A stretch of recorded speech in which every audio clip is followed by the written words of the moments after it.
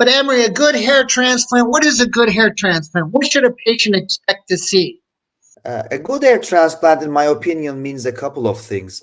The first one is good indication. So it's doing the right treatment for the right patient. The other thing is naturalness. So Right. although we work in the hair business and we love to give hair, baldness is not the worst thing that can happen to someone. Having an Mhm. unnatural set of hair is usually much worse than being bald. So being competent enough to provide a natural result is very critical. And lastly, and what some people forget is that we are not adding any new hairs, we are redistributing what is left. And therefore, using what is called the donor capacity economically and without wasting the hairs is very, very critical.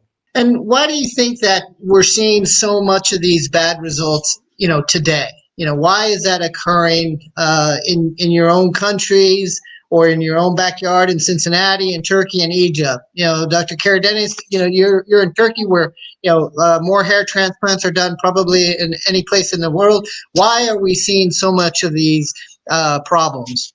The primary reason I see is that there is no routine training for hair transplant surgery at medical residency. So you don't get naturally trained surgeons that actually are experts in this field. So people have to learn from each other or trial and error, which is both a slow process, and also it doesn't cover the demand. There's a huge demand for hair restoration surgery versus very few number of self-trained or surgeons.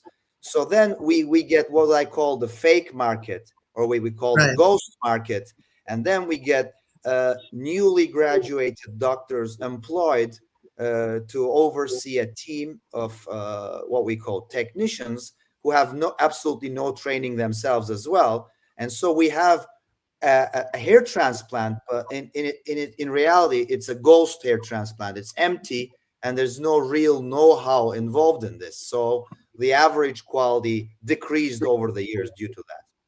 And I think, when you talk about a ghost surgery, this happens anywhere in Cincinnati and Florida, where basically, the doctor's not doing the surgery. He's kind of a ghost somewhere else, and he delegates the procedure to individuals that may or may not know how to do the procedure. Are Right, you that's seeing? right.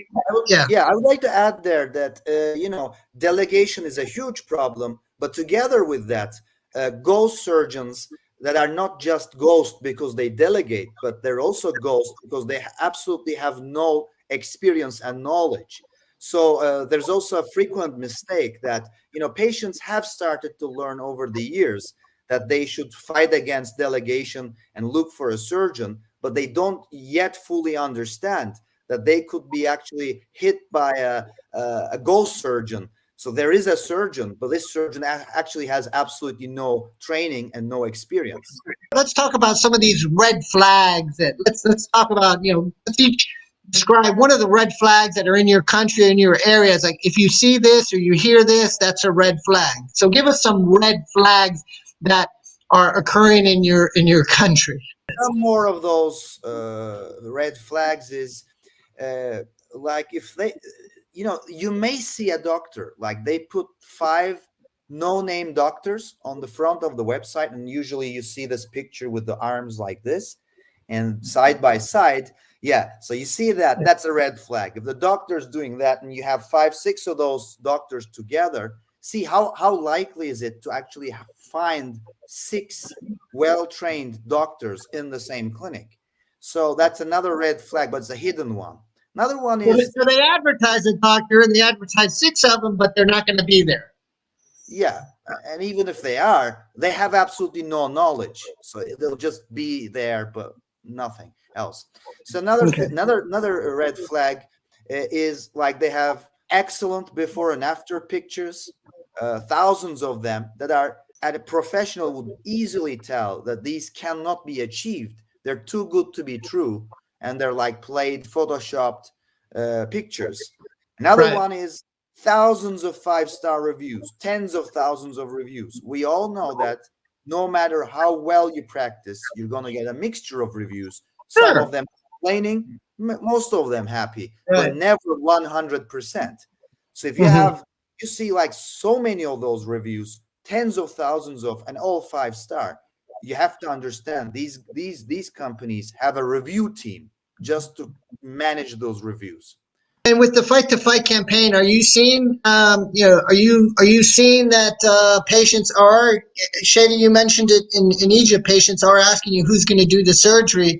Emre, in Turkey, are you finding a shift of education in terms of patients trying to be a little bit more aware of, who's going to do the surgery, or, has education played a role a little bit in terms of making them Yes, think they are, more? but we have to see that the fake companies are not stupid either. So they fight back.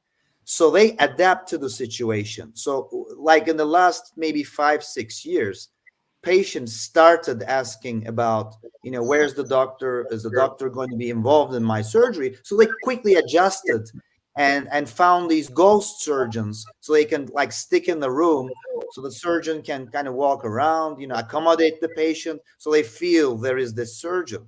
So they quickly adapted. So now the patients have to do a more sophisticated research. So they have to look not only if there's a doctor or not, but who's this doctor? Does this doctor have any past in hair restoration surgery? Is he a member of any of these prestigious organizations, beginning with ISHRS, board membership, American board?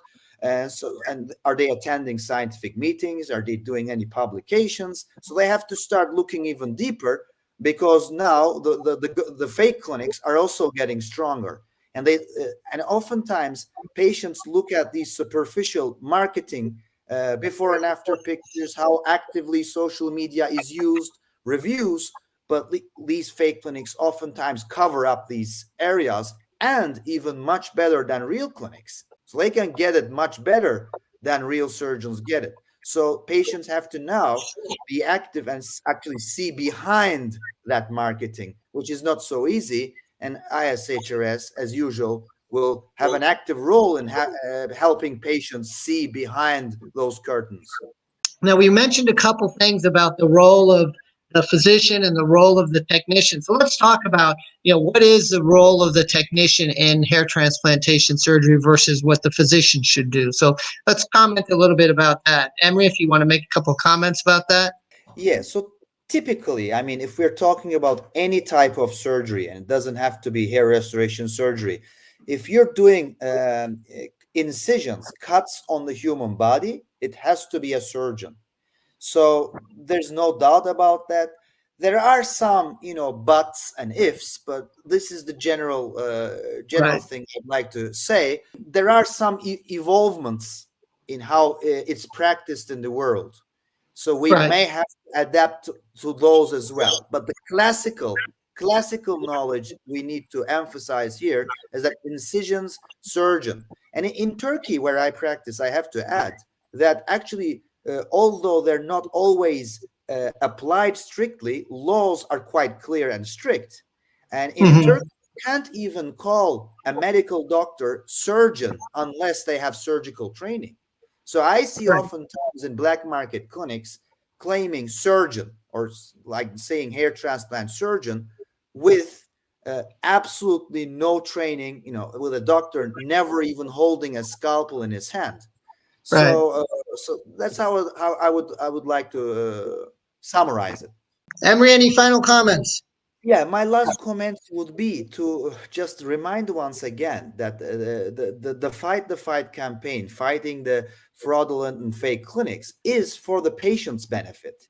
And Right, this fight cannot be won without the collaboration of the physicians that have been spending years on this and the patients.